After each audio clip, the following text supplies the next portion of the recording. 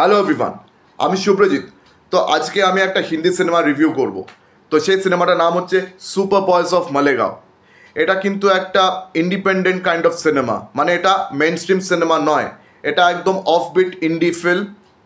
তো এই সিনেমাটা রিলিজ হয়েছে 28শে ফেব্রুয়ারি 2025 সালে, কিন্তু তার আগে এটা প্রচুর ফিল্ম ফেস্টিভ্যালস ঘুরে এসছে, বিশেষ করে টরন্টো ইন্টারন্যাশনাল ফিল্ম ফেস্টিভ্যাল, আরও প্রচুর ফিল্ম ফেস্টিভ্যালস ঘুরে এসছে। এই সিনেমার ডিরেক্টর হচ্ছেন রিমা কাকতি, যিনি এর আগে তালাশ, গোল্ড এই ধরনের সিনেমা ডিরেক্ট করেছেন। গোল্ড ছিল রিমা কাকতির প্রথম আর কি কমার্শিয়াল ফিল্ম। তো সুপার বয়েজ অফ মালেগাঁও, এটা আগেই বলেছি, এটা একদম ইন্ডিপেন্ডেন্ট সিনেমা, খুব কম বাজেটে করা ফিল্ম। তবে এই সিনেমাটিকে প্রডিউস কাম প্রমোট করেছেন সোয়া আক্তার, ফারহান আক্তার, তাছাড়া ফিল্মসের ওনার অনিল থাডানি সিনেমাটাকে ডিস্ট্রিবিউটও করেছেন। মানে এদের এফোর্টের দ্বারা এই সিনেমাটা কিন্তু সিনেমা হলে রিলিজ হয়েছে, নইলে কিন্তু এটা সিনেমা হলে রিলিজ পেত না। কেন বলছি? বিকজ এই সিনেমাতে কিন্তু নাম করা কোনো স্টার অ্যাক্টার নেই। যতগুলো অ্যাক্টার্স রয়েছে প্রত্যেকে আর কি অফবিট ইন্ডি ফিল্মস করে নাম করা অ্যাক্টার।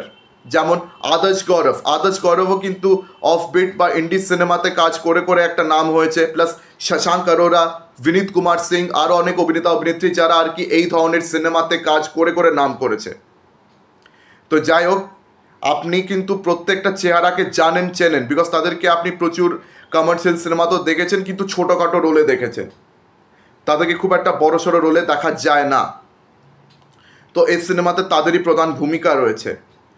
তো এই সিনেমাটা হচ্ছে একটা ডকুমেন্টারি ফিল্মের উপর বেস করা, কাইন্ড অফ বলতে গেলে ওই ডকুমেন্টারি সিনেমার কিন্তু ফিচার ফিল্ম অ্যাডাপ্টেশন, বা ওই ডকুমেন্টারি সিনেমার যারা আর কি ক্রু মেম্বার্স ছিল তাদের সবার বায়োপিকও বলতে পারেন, কাইন্ড অফ। তো ওই ডকুমেন্টারি সিনেমাটার নাম হচ্ছে সুপারম্যান অফ মালেগাঁও। ওই সিনেমার ডিরেক্টর ফেজা আহমদ খান। তো ফেজা আহমদ খান আর বাকি ক্রু মেম্বার্সরা তারা এই সিনেমাটাকে কিভাবে বানিয়েছিল, তাদের স্বপ্ন, তাদের ফিল্ম মেকিং, এইগুলোকে সেলিব্রেট করছে সুপার বয়েজ অফ মালেগাঁও। তো কাইন্ড অফ কিন্তু এটা সেই কাস্ট অ্যান্ড ক্রু মেম্বার্সদেরই কিন্তু মানে বায়োপিক বলতে গেলে, তাদেরই গল্প। অ্যান্ড এটা প্লটটা একটু বলে দিচ্ছি। তো মালেগাঁও বলে একটা ছোট্ট মামুলি গ্রাম রয়েছে, ঠিক আছে, যেখানে কয়েকটা যুবক যুবতী তারা মানে বিভিন্ন ধরনের আর কি ছোটোখাটো অড জবস করছে। এই একজনের ধরুন একটা মামুলি সিঙ্গেল স্ক্রিন রয়েছে, কিন্তু সেটা খুব একটা ভালো চলছে না। সেই সিঙ্গেল স্ক্রিনটা আর কি কোনো মতে আর কি চলছে, খুব একটা ভালো চলছে না, প্রফিটে আর কি যাচ্ছে না, ঠিক আছে, প্রফিট হচ্ছে না খুব একটা।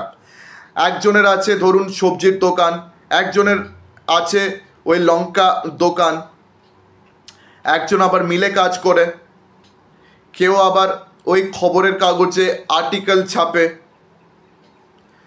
তো আর কি কেউ ধরুন একটা মানে কি বলবো ওই বিউটিশিয়ানের কাজ করছে। তো এরকম বিভিন্ন আর কি ছোটোখাটো সব কাজকর্মে তারা যুক্ত আছে। তো এই সব ছোটোখাটো কাজকর্ম করে তারা নিজেদের পেট চালাচ্ছে, গরিব ফ্যামিলি সবাই, ঠিক আছে। তাদের কাছে অত সম্বল নেই, অত রিসোর্স নেই, কিন্তু তাও তাদের প্রত্যেকের চোখে একটা বড় স্বপ্ন আছে, আর সেই স্বপ্নটা হচ্ছে সিনেমা নিয়ে। তারা মালেগাঁওতে একটা সিনেমা বানাতে চায়, এমন সিনেমা বানাতে চায় যেটাকে লোকেরা সারাটা জীবন মনে রাখবে। সিনেমার দুনিয়াতে তাদের গল্প যেন চিরকালের মতন অমর থাকে। তারা মালেগাঁও গ্রামের লোকেদের গল্প বলতে চায়। মালেগাঁও গ্রামের লোকেদের যে দুঃখ কষ্ট রয়েছে, তাদের যে জীবনযাপন রয়েছে, তাদের যে দৈনন্দিন জীবনটা রয়েছে, সেটাকে তারা বড় পর্দায় ফুটিয়ে তুলতে চায়। এটাই হচ্ছে তাদের বিশাল স্বপ্ন। কিন্তু তাদের কাছে অত টাকা পয়সা নেই, তাদের কাছে অত মানে রিসোর্সেস অ্যাভেলেবেল নেই, কেন এটা মামুলি একটা গ্রাম। সেখানে লোকেরা ছোটোখাটো এসব আর কি ছোটোখাটো কাজ ফাজ করে তারা কোনো মতে পেট চালাচ্ছে, টুকটাক কাজ করে। যেমন বললাম, কারোর রয়েছে একটা সিঙ্গেল স্ক্রিন যেটা খুব একটা ভালো চলছে না, কেউ মামুলি এসব বাজার দোকানে কাজ করছে, কেউ দর্জির কাজ করছে, কেউ মিলে কাজ করছে, কেউ আর কি মামুলি খবরের কাগজে মাঝে মাঝে আর্টিকেল ছাপছে, তো কেউ আর কি ঝাড়ুদারের কাজ করছে, বিভিন্ন ওই ধরনের ছোটোখাটো সব কাজ করে কাটাচ্ছে। কিন্তু তাদের চোখে একটা বড় স্বপ্ন রয়েছে। তাদের কারো ক্ষমতা নেই বলিউডে গিয়ে কাজ করার, তো তাদের স্বপ্ন হচ্ছে তারা বলিউডকে মালেগাঁওতে আনবে, অ্যান্ড মালেগাঁও মানুষের দুঃখ কষ্ট, তাদের দৈনন্দিন জীবনটাকে তারা ওই বড় পর্দায় তুলে ধরবে। এটা হচ্ছে তাদের স্বপ্ন। তো এই সিনেমা বেসিক্যালি কিন্তু ফিল্ম মেকিংকে সেলিব্রেট করে। Film making is a spirit, যে ফিল্ম মেকার্সরা তারা যে কতগুলো মানে স্ট্রাগল দিয়ে তাদেরকে যেতে হয়, সিনেমা বানানো যে সহজ ব্যাপার নয়, এটা কিন্তু আমাদেরকে এই সিনেমাটা বারবার বুঝিয়ে দিচ্ছে। ধরুন আপনি একটা ফিল্ম মেকার, আপনার কাছে কিন্তু অনেক রিসোর্সেস অ্যাভেলেবেল নেই, আপনার কাছে অতটা বাজেট নেই, তো আপনি সিনেমা বানাবেন কি করে? আপনি যদি সেই ইন্সপিরেশনটা পেতে চান, যে কম টাকাতে সিনেমা বানানোর ইন্সপিরেশন যদি পেতে চান, তাহলে আপনি অবশ্যই সিনেমাটা দেখুন। এই সিনেমাতে কিন্তু দেখানো হচ্ছে যে একটা ভালো সিনেমা বানানোর জন্য আপনার কিন্তু কোটি কোটি টাকার বাজেটে দরকার নেই। আপনি কম সে কম বাজেটে মাত্র কয়েক হাজার টাকা দিয়েও আপনি ভালো সিনেমা বানাতে পারেন। এমন সিনেমা আপনি, এমন মাস্টারপিস আপনি বানাতে পারেন ওই কটা কম টাকা দিয়ে, যে সিনেমাটা ঠিক আছে পুরো বিশ্বের দরবারের সিনেমার ইতিহাসে চিরকালের জন্য অমর হয়ে যাবে। এমন অনেক মাস্টারপিস সিনেমার উদাহরণ কিন্তু এই সিনেমাতে আমরা বারবার রেফারেন্স হিসেবে পাচ্ছি। বাস্টার কিটনের গল্প এই সিনেমাতে বারবার আর কি রেফারেন্স হিসেবে বলা হচ্ছে। চার্লি চ্যাপলিনকেও রেফারেন্স হিসেবে ইউজ করা হয়েছে, এমনকি প্রচুর বলিউড সিনেমাকে রেফারেন্স হিসেবে ইউজ করা হয়েছে। মানে রেফারেন্সের থেকে বেশি এগুলোকে আর কি ইন্সপিরেশন হিসেবে ইউজ করা হয়েছে। এমনকি রাজেশ খান্নার আনন্দ, এটাকেও একটা জায়গায় রেফারেন্স হিসেবে, ইন্সপিরেশন হিসেবে ইউজ করা হয়েছে। এমনকি অমিতাভ বচ্চন আর সেই ধর্মেন্দ্রের বিখ্যাত ছবি শোলে, সেটাকেও দেখবেন রেফারেন্স কাম ইন্সপিরেশন হিসেবে ইউজ করা হয়েছে। তো এসব ফিল্ম মেকার্স এইসব সিনেমা থেকে ইন্সপায়ার হয়ে তারা তাদের আর কি চোখে সেই স্বপ্নটা রয়েছে যে আমরা একটা এরকম সিনেমা বানাবো। তো এই সিনেমাতে প্রত্যেকের পারফরমেন্স দুঃখ রয়েছে, অসম পারফরমেন্স হয়েছে বস।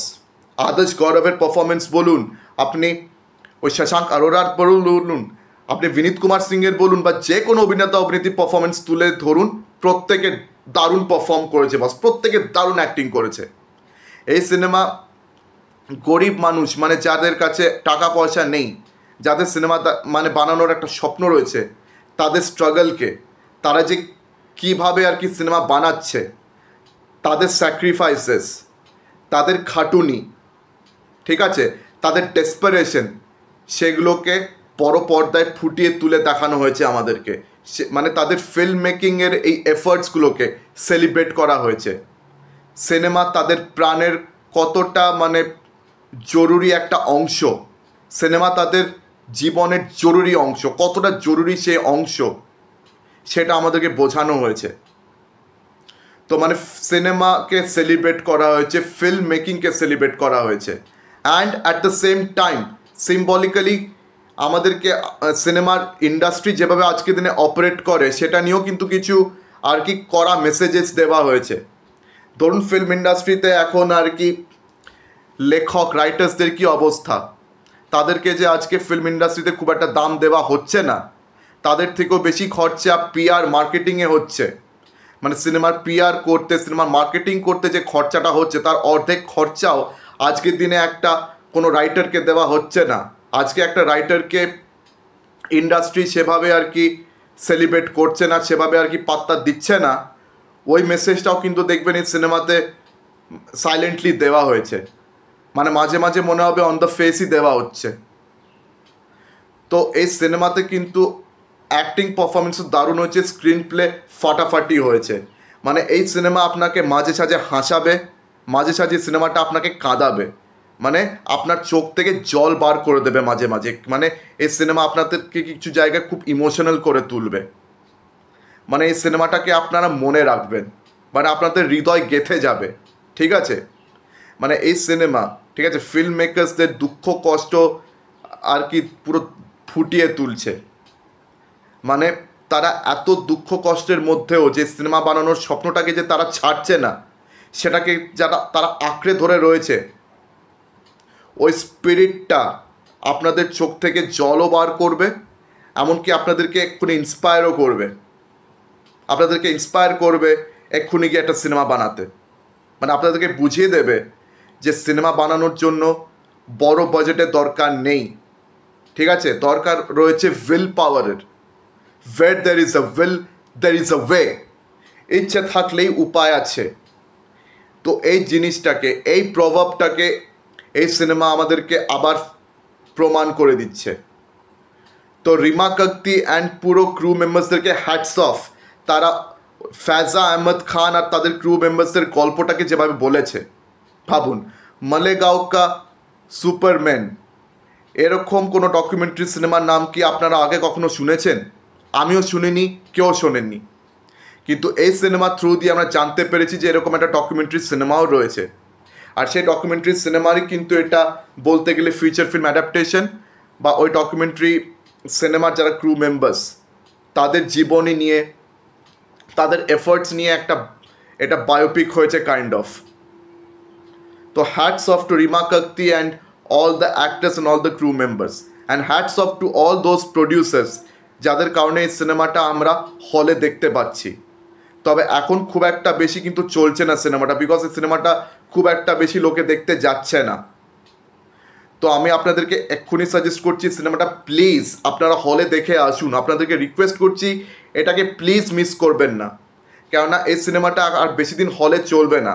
এটাও সত্যি কথা যে এই সিনেমাটা আর কয়েকদিন পরে অ্যামাজন প্রাইমে আপনারা দেখতে পেয়ে যাবেন। অ্যামাজন প্রাইমের সিনেমাটা আর কয়েকদিনের মধ্যে চলে আসবে, কিন্তু এই সিনেমাটা এই সময় হলে চলছে, যদিও খুব কমই সংখ্যক হলে চলছে।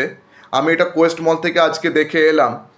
তো মানে আমার এটা অনেক বড় সৌভাগ্য হলো যে এরকম একটা সিনেমা দেখতে পেয়েছি যেটা ফিল্ম মেকিংকে সেলিব্রেট করছে, স্পিরিট অফ ফিল্ম মেকিংকে মানে সেলিব্রেট করছে, সেটাকেই আর কি ফোকাসে তুলে ধরেছে। যে দুঃখ কষ্ট যতই হোক, যতই বাধা বিপত্তি হোক, আপনার যদি ইচ্ছে থাকে আপনি আপনার স্বপ্ন পূরণ করতে পারবেন। এই জিনিসটাকে কতটা সুন্দরভাবে, কতটা নিশভাবে আর কি বলছে, অনেক সাটলভাবে নিশভাবে বলছে। মানে কমার্শিয়াল এলিমেন্টস কিচ্ছু নেই, যেহেতু এটা মেইনস্ট্রিম সিনেমা নয় সেহেতু কোনো কমার্শিয়াল এলিমেন্টস কিছু ব্যবহার করা হয়নি, কিন্তু তাও এই সিনেমাটা আপনাদেরকে হাসাবে, আপনাদেরকে কাঁদাবে, আপনাদের মনে একটা ইন্সপিরেশন জাগাবে। তো আমার তো ভাই দারুণ লেগেছে এই সিনেমাটা, one of my favourite films, মানে ইন রিসেন্ট টাইমস আমার দেখা খুবই প্রিয় সিনেমার মধ্যে একটা, যেটা আমার মনে গেঁথে গেছে। তো আশা করছি যখন আপনারা দেখবেন আপনাদেরও মনে এই সিনেমাটা গেঁথে যাবে। তো আমি আপনাদেরকে আবার সাজেস্ট করছি এটা অবশ্যই দেখে আসুন। আর আপনাদের মধ্যে যারা সিনেমাটা অলরেডি দেখে এসছেন আমাকে কমেন্ট সেকশনে জানান, অবশ্যই জানান যে আপনাদের সিনেমাটাকে নিয়ে কী মতামত। আর যারা দেখেননি আবার বলছি আপনার সিনেমাটা প্লিজ দেখুন। আপনাদের মধ্যে যারা সিনেমার ট্রু ফ্যান আপনাদের এটা 100% দেখাই উচিত। তো আমার ভিডিওটা আমি এখানেই শেষ করলাম। আমার ভিডিওটা ভালো লেগে থাকলে আপনারা জানেন কি করতে হবে। আমার ভিডিওটাকে লাইক করতে হবে, বেশি বেশি করে আমার ভিডিওটাকে শেয়ার করতে হবে, আর হ্যাঁ আমার চ্যানেলটাকে অবশ্যই সাবস্ক্রাইব করতে হবে। যদি আপনারা আমার ভিডিও বেশি করে পেতে চান, যদি আপনারা আমার সিনেমা সাজেশনস বা রিভিউস পেতে চান, তো অবশ্যই আমার চ্যানেলটি আপনারা সাবস্ক্রাইব করুন। তো আজকের দিনের মতন বিদায় নিলাম, চোখ রাখুন আপনারা পরবর্তী ভিডিওতে। ধন্যবাদ।